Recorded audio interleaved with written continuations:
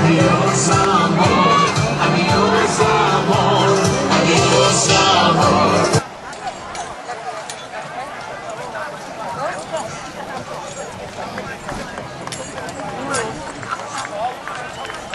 Takže momentálne sa nám na kolbisku predvádza Janko Francisty z Krupiny.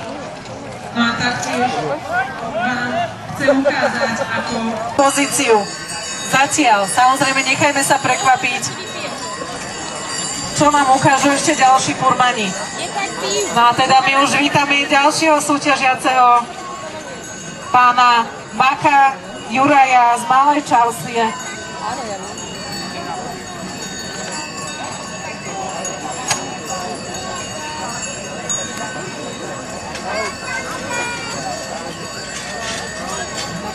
Určite sme všetci zvedaví, ako sa nám v tejto disciplíne predvedie jeden určite z veľmi dôležitých ľudí, ktorým môžeme vďačiť za dnešný krásny deň.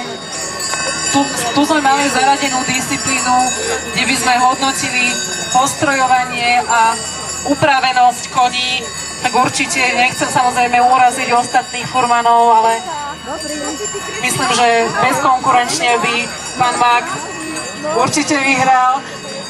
Samozrejme nechcem uraziť ostatných, všetci máte nádherné kone, ale myslím, že tento pár je pýchou nielen samotného chovateľa, ale je to pýcha určite aj naša slovenská, pretože pán Mak zapriaha noríkov muranských, ktorí sú génovou rezervou,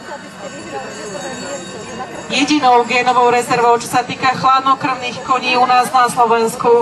Takže aj my osobne sme veľmi hrdí na ňo, že takto reprezentuje nielen teda seba,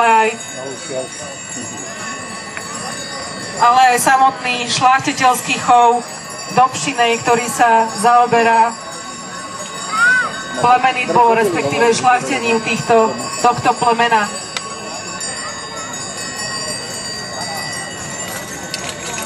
Ja už s týmto starým hrodcom to má aj kobylov. Už mladých hrodcom bol volený. Valius? Čo sa pováľava, čo treba nie. Všetky sú zhodené, už len ten stredný chýba.